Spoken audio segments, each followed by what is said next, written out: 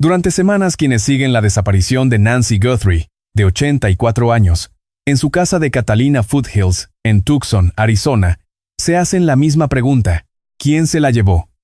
Es una pregunta lógica. Es el lugar natural al que va la mente humana cuando alguien se esfuma sin dejar rastro. Pero hay una segunda pregunta, más difícil, que los investigadores de conducta criminal aprenden a plantear antes de cualquier otra cosa. Ni quién entró en la propiedad, ni a quién captaron las cámaras, ni el móvil. La primera pregunta que se hacen es otra. ¿Refleja la escena ante nosotros lo que pasó en realidad? ¿O muestra lo que alguien quería que creyéramos que ocurrió? Ese simple cambio de enfoque lo altera todo. Un detective retirado con décadas de experiencia en crímenes violentos lo explica así: al entrar en una escena, el primer instinto es leerla. Se observa lo que está ahí presente. Se analiza lo que falta. Se intenta reconstruir mentalmente la secuencia de los hechos justo antes de la llegada. Pero el peligro real es que alguien haya construido esa imagen de antemano, que la haya diseñado a su medida. Pueden haberla alterado, quizá retirando algo, añadiendo cosas, o moviendo un objeto apenas unos centímetros para guiar la investigación hacia el camino que ellos eligieron. En eso consiste la manipulación de la escena. No siempre implica inventar un delito falso. Se trata de alterar un crimen real, y quienes lo hacen confían en que los agentes acepten lo que ven, sin cuestionar si todo fue colocado allí de manera deliberada. Aquí se encuentra el caso de Nancy Guthrie. No en el inicio, ni en la fase en la que todavía se recopilan los hechos básicos. Está en el punto donde los ojos expertos ya no se limitan a catalogar lo que han encontrado. Ahora se preguntan si lo hallado se dejó allí a propósito. Examinan cada detalle, buscando lo que revela y lo que oculta. Las escenas de crimen manipuladas son mucho más comunes de lo que se cree. No solo ocurren en homicidios mediáticos o fraudes complejos. También se dan en casos de desaparición. Suceden en casos donde la persona responsable dispuso de tiempo. Tiempo para pensar, para ordenar la escena, para tomar distancia, contemplar lo que habían creado y preguntarse si contaba la historia exacta que necesitaban transmitir. La policía lo sabe. Es parte de la razón por la que los detectives más experimentados nunca aceptan las apariencias, sin importar lo clara que parezca la escena. La claridad se fabrica. El orden también. Incluso el caos puede fingirse para hacer creer que lo sucedido fue algo repentino, imprevisto y puramente aleatorio. El detective retirado expuso los fundamentos de forma clara. La alteración suele dividirse en varias categorías. Están los objetos desplazados, elementos que cambiaron de sitio una vez consumado el hecho, las pruebas alteradas, marcas, sustancias o materiales modificados para sugerir un escenario distinto al que en realidad ocurrió. Los accesos engañosos, puertas o ventanas manipuladas para que parezcan el punto de entrada original cuando nunca lo fueron. ¿Y las distracciones deliberadas? Detalles ubicados con el único fin de desviar la atención de lo verdaderamente importante. Cualquiera de estos recursos o su combinación pueden desviar las pesquisas durante semanas si los agentes no lo detectan a tiempo. Cuanto más dure la distracción, de más tiempo dispondrá el culpable para distanciarse de lo que ha hecho. Lo que dificulta detectar la manipulación es que no suele parecer incorrecta. Ese es, precisamente, el objetivo. Una escena bien fingida aparenta ser real. Encaja con el relato y coincide con la versión de los testigos. Se alinea perfectamente con las hipótesis iniciales de los investigadores. Para destapar el engaño, hay que dejar de dar la escena por válida y empezar a tratarla como un documento. Uno que ha podido ser redactado, editado y corregido antes de que la policía pisara el lugar. En el caso de Nancy Guthrie, la opinión pública solo maneja información limitada. Lo que ha trascendido, lo visto en grabaciones y lo mencionado en comunicados oficiales. Todo ello analizado al detalle por miles de personas que siguen de cerca el caso en Internet. Algunos de ellos plantean interrogantes que conviene tomar en serio. No porque tengan las respuestas definitivas, sino porque las propias preguntas apuntan hacia algo importante. Sugieren que tal vez no cada detalle visible en este caso signifique lo que parece indicar a simple vista. Y tratándose de una mujer de 84 años desvanecida de su hogar, las primeras impresiones no bastan. Los investigadores saben que quienes manipulan la escena buscan un único objetivo. Pretenden tener el control absoluto de la primera impresión. Y la primera impresión en criminología tiene un peso descomunal. La imagen mental que un detective o forense se forma al inicio de una inspección ocular tiende a condicionar todo lo que viene después. Y eso no es una debilidad, es la forma en que la mente humana procesa la información. Pero también por lo que los investigadores experimentados aprenden a ir despacio, a cuestionar lo que ven, a preguntarse si el escenario ante ellos se desarrolló de forma natural tras un suceso o si fue alterado por alguien con tiempo y astucia suficientes para manipular los futuros hallazgos. El detective retirado señaló algo fácil de pasar por alto. Manipular una escena no requiere ser un experto. No exige conocimientos de ciencia forense ni de procedimiento policial. Solo requiere una cosa: ser consciente de que el lugar va a ser inspeccionado. Alguien que sabe que la policía está en camino y comprende que una desaparición provocará una búsqueda por la zona, puede tomar decisiones en el tiempo del que dispone que alteren significativamente lo que se encuentre. Pequeñas elecciones: mover algo unos centímetros, retirar un objeto de una mesa, colocar algo donde desvíe la atención de forma natural de lo que de verdad importa. No son acciones complejas, son actos deliberados, y lo deliberado deja rastro, incluso cuando quien lo hace cree haber sido lo bastante meticuloso como para no ser descubierto. Por eso el foco en el caso de Nancy Guthrie ha empezado a cambiar, no para desviar la atención de quién es el responsable. Esa pregunta sigue siendo central, sino hacia una capa más profunda bajo ella, hacia el interrogante de si el entorno que quedó atrás decía la verdad a los investigadores, o si les mostraba exactamente lo que alguien quería que creyeran. Son dos cosas muy distintas, y en ese abismo es donde habitan las respuestas reales. Comprender la manipulación no exige tener formación policial, solo requiere la disposición de observar los detalles cotidianos con una mirada totalmente nueva. Preguntarse no solo qué es un objeto, sino por qué está ahí.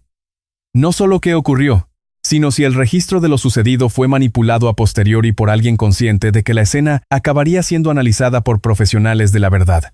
Cada objeto ocupa un espacio, y esa posición es fruto de un hecho natural o el resultado de una decisión tomada a posteriori. Distinguir entre ambas posibilidades es una de las tareas más trascendentales a las que se enfrenta cualquier investigación. Esa es la gran incógnita en el centro de este caso. No es cómoda. No ofrece respuestas sencillas, pero es la pregunta correcta. Y cuando alguien se ha esforzado tanto en maquillar las pruebas, formular la pregunta adecuada, es donde empieza a vislumbrarse la verdad. Nancy Guthrie merece esa verdad. Su familia también la merece. Y la investigación, se encuentre donde se encuentre ahora mismo a puerta cerrada, se está cimentando sobre este análisis disciplinado, paciente e implacable de todo lo que se dejó en la escena y de lo que no. El caso de Nancy Guthrie no es una simple búsqueda de una desaparecida. Es una prueba de si la verdad puede sobrevivir frente a alguien decidido a enterrarla. Y ese examen, ahora mismo, sigue en marcha. La sangre es una de las evidencias más malinterpretadas en cualquier caso criminal. La gente la ve y reacciona. Opina. Saca sus propias conclusiones. Deciden. Basándose únicamente en una fotografía o en un relato indirecto, que comprenden perfectamente lo que sucedió en ese lugar.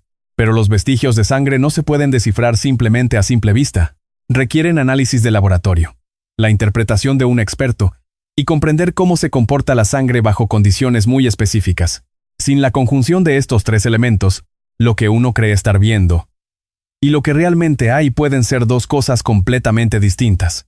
En el caso de Nancy Guthrie, los internautas han dedicado mucho tiempo a debatir sobre los restos de sangre del escenario. Se cuestiona la cantidad visible, el lugar donde apareció y lo que su presencia sugiere sobre el destino de una mujer de 84 años en su propio hogar. No son preguntas descabelladas. La sangre en el escenario de una desaparición siempre acapara todas las miradas. Es uno de los pocos detalles físicos a los que se aferra la opinión pública porque transmite una sensación de certeza. Parece la prueba de algo. Sin embargo, el detective retirado clave en este análisis matizó ese impulso con una corrección fundamental. El volumen de sangre visible en una escena no revela por sí solo la gravedad real del suceso. Una mancha pequeña puede proceder de una herida mortal, según dónde se localice la lesión y el tiempo transcurrido antes de trasladar el cuerpo. Y un gran charco de sangre, en ocasiones, puede deberse a algo mucho menos grave. El cuerpo humano no sangra de forma uniforme ni predecible. La ubicación del traumatismo, la postura corporal, la superficie con la que entró en contacto, la cantidad de tiempo transcurrido, y si la víctima fue trasladada durante o después del suceso, alteran el escenario. Ninguna de estas variables se aprecia en una foto de Internet. La localización de la sangre plantea dudas igual de complejas. Los investigadores no se limitan a observar dónde aparece. Analizan si es compatible con una lesión en ese punto exacto o si sugiere que el cuerpo fue movido. Observan si el patrón refleja un forcejeo, una caída o algo completamente distinto. Examinan si la sangre está concentrada en un área o distribuida en varios puntos. Cada patrón cuenta una historia diferente, y ninguna de ellas se puede confirmar sin pruebas forenses a las que el público no tiene acceso y que raramente verá antes del juicio o la acusación formal. El detective retirado fue muy directo al respecto. Lo que parece sospechoso al ver un video sobre el caso de Nancy Guthrie puede ser normal para un forense experimentado, y lo que resulta insignificante para ese espectador una pequeña marca. Un leve rastro fácil de ignorar puede ser el detalle que resuelva la investigación. Esa brecha entre la percepción pública y la realidad policial no se cierra pasando más horas en Internet. Se cierra con trabajo de laboratorio. Y ese trabajo lleva tiempo. Esto nos devuelve al posible montaje. Si alguien manipuló la escena en casa de Nancy Guthrie antes de que llegara la policía, la evidencia de sangre es donde más suele notarse esa alteración. Se puede limpiar. Se puede mover. Se puede añadir sangre a una superficie para fingir un suceso que nunca ocurrió en ese lugar. O dejarla a propósito para desviar la atención hacia una teoría falsa, ocultando lo que pasó en otro sitio. No son técnicas hipotéticas. Son métodos documentados en casos reales investigados por fuerzas de seguridad con gran experiencia en todo el país. El detective retirado explicó que, ante la sospecha de un montaje, las pruebas de sangre se examinan exhaustivamente en busca de cualquier intento de limpieza o desinfección. Ciertos productos eliminan la sangre visible, pero dejan restos biológicos que el luminol y otras herramientas forenses detectan perfectamente. Estudian los bordes de las manchas para saber si el patrón es natural o si fue interrumpido.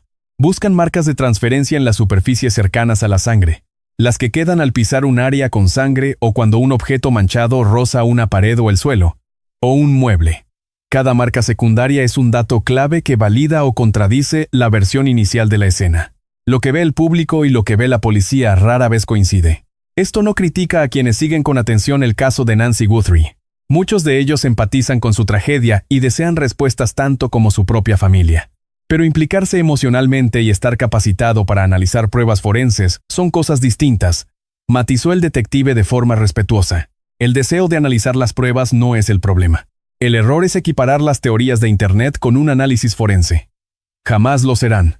Y en un caso donde alguien pudo haber manipulado la escena del crimen, quedarse en la superficie de las pruebas es el error exacto con el que contaba el culpable. El detective planteó otro aspecto clave sobre la sangre, algo que suele perderse en los debates rápidos de Internet. Su presencia no confirma automáticamente que el crimen violento ocurriera en ese punto exacto. Los investigadores conocen casos donde el rastro de sangre pertenecía a una escena secundaria, es decir, el ataque ocurrió en otro lugar, y lo descubierto fue casual o colocado a propósito. Por el contrario, existen casos violentos que apenas dejan rastros de sangre visibles debido al tipo de herida de la víctima o a la meticulosa limpieza posterior del culpable. Nada de esto es especulación. Todo se apoya en experiencia policial documentada. Y esto se aplica al caso de Nancy Guthrie, explicando por qué los restos de sangre debatidos públicamente no permiten sacar conclusiones firmes. Es solo una pieza de un puzzle mucho mayor. Su significado depende por completo de cómo encaje con el resto de piezas. La cronología, las cámaras de seguridad, las pruebas digitales, la conducta de los implicados. Por sí sola, la sangre no responde nada, pero integrada en la imagen completa, podría explicarlo todo. El detective retirado concluyó este punto con una reflexión crucial. La policía no se confunde con la sangre. Están entrenados para interpretarla. Lo que hacen ahora, a puerta cerrada en esta investigación, no es adivinar qué significa la sangre. Lo están analizando, comparando y cartografiando, reconstruyendo poco a poco una imagen que el público no verá hasta dentro de meses. Esto no es un fallo de la investigación. Al contrario, es el proceso funcionando exactamente de la manera correcta. Nancy Guthrie tenía 84 años. Estaba dentro de su propia casa. Lo que sea que ocurriese en ese espacio, le pasó a alguien que merecía estar a salvo en un lugar seguro. El rastro de sangre en este caso no es un simple enigma forense. Es evidencia física vinculada directamente a una mujer real cuya familia todavía sigue esperando respuestas claras. Cada análisis que se realiza, cada comparación que se lleva a cabo, cada patrón examinado sirve para averiguar qué le ocurrió y asegurar que el culpable pague por ello. La evidencia física no miente, ni tampoco se cansa. No cambia su versión bajo presión ni decide, tiempo después, que recuerda las cosas de otra manera. Lo que está allí, allí se queda. y los expertos que lo examinan aún no han terminado. Las imágenes de videovigilancia han transformado las investigaciones criminales de una forma inimaginable hace apenas 20 años. Hoy en día hay cámaras por todas partes. Sobre las puertas, montadas en paredes, apuntando a los accesos, acopladas a timbres, instaladas en las esquinas o colocadas estratégicamente dentro de comercios, e incluso en los bolsillos de personas que jamás piensan en cómo sus teléfonos registran su ubicación exacta cada pocos minutos. Para quien planea un delito hoy en día, pensar que puede moverse sin dejar un rastro visual no es solo optimista, es un completo error. Y en el caso de Nancy Guthrie, las grabaciones de seguridad de su propiedad en Catalina Foothills se han convertido en una de las pruebas más analizadas y comentadas públicamente. El detective retirado centró su atención en el video del porche con un objetivo muy claro, no para confirmar lo que se ve, sino para analizar qué significa realmente el comportamiento registrado en él, y lo que es más importante, lo que podría no significar. Cuando vemos estas grabaciones, solemos aplicar un filtro mental demasiado simple. Nos preguntamos cómo actuaría alguien culpable, y luego comparamos lo que vemos en pantalla con esa idea preconcebida. Si el sospechoso se muestra tranquilo, resulta sospechoso. Si parece concentrado, se interpreta inmediatamente como algo sumamente calculado. Si se mueve con calma en lugar de actuar con pánico, lo interpretamos como prueba de planificación y autocontrol. Estos instintos son humanos y comprensibles, pero el detective retirado aclaró que también son poco fiables. Basar la culpabilidad o inocencia solo en la observación del comportamiento es uno de los errores más comunes de quienes observan el caso desde fuera. El sospechoso que aparece en el video del porche se muestra tranquilo. Eso ha quedado bastante claro para todos. No parece tener ninguna prisa. Interactúa con el entorno de un modo que parece deliberado. Es consciente de la cámara, o al menos del espacio que le rodea, sugiriendo que no le pilla por sorpresa el lugar. Estas observaciones han generado un intenso debate. ¿Por qué no corría? ¿Por qué se movería alguien en esa situación con semejante nivel de templanza? ¿Y por qué tocar objetos del porche si el objetivo principal era actuar rápido y evitar ser detectado? El detective retirado planteó varias respuestas a estas preguntas, y ninguna de ellas apunta claramente en una sola dirección. La primera posibilidad es que el individuo en pantalla sea un delincuente experimentado, alguien acostumbrado a situaciones de alta tensión que ha aprendido, de forma consciente o no, a reprimir los síntomas físicos del estrés que otros mostrarían. Los delincuentes con experiencia no siempre son como imaginamos. Pueden parecer personas corrientes y normales. Se muestran relajados y se mueven por la escena con una firmeza que, desde fuera, se confunde con seguridad en vez de con culpa. La segunda opción es que estemos ante un criminal organizado, alguien que planificó sus actos con tanto detalle que, al llegar allí, ya había asimilado toda la carga emocional del momento. Planificar genera cierta distancia psicológica con el propio acto. Alguien que ha ensayado meticulosamente cada uno de sus movimientos, analizado cada paso y previsto posibles contratiempos, no experimenta el pánico inmediato de un agresor impulsivo. Su tranquilidad no es una prueba de inocencia, sino de preparación. La tercera hipótesis es mucho más incómoda, y el investigador la planteó con extrema cautela. Puede que ese comportamiento en la grabación sea una actuación. Y no porque el individuo ignorara la cámara moviéndose de manera natural, sino en el sentido de que sabía que estaba ahí y eligió con total frialdad cómo quería mostrarse ante ella. Quien sabe que las imágenes terminarán siendo revisadas, tiene un claro incentivo para actuar buscando proyectar una impresión muy concreta. Moverse demasiado rápido delata huida. Moverse muy despacio resulta artificial y casi teatral. Buscar el término medio, calmado, sin prisa, y aparentando tener un propósito, delata a alguien que intenta controlar su propia imagen en tiempo real. La cuarta posibilidad, admitida por el detective, es que el sospechoso sea inocente y solo estuviera allí en el peor momento. Al fin y al cabo, los inocentes también transmiten calma ante la cámara, pueden mostrarse concentrados y decididos. Mostrar templanza no es, por sí solo, un indicio de haber participado en un delito. Esa diferencia es crucial, y el proceso judicial existe precisamente para esclarecerla mediante pruebas sólidas, no basándose en meras impresiones. Lo que estas imágenes aportan, al margen del debate sobre la conducta, es algo mucho más tangible. Una marca de tiempo exacta y una ubicación concreta. Un registro físico contrastable con otros datos. Registros de telefonía móvil, coordenadas de GPS, y la propia declaración del sospechoso sobre sus movimientos. Usted y yo sabemos que el valor de una grabación en la investigación moderna no se queda en la superficie.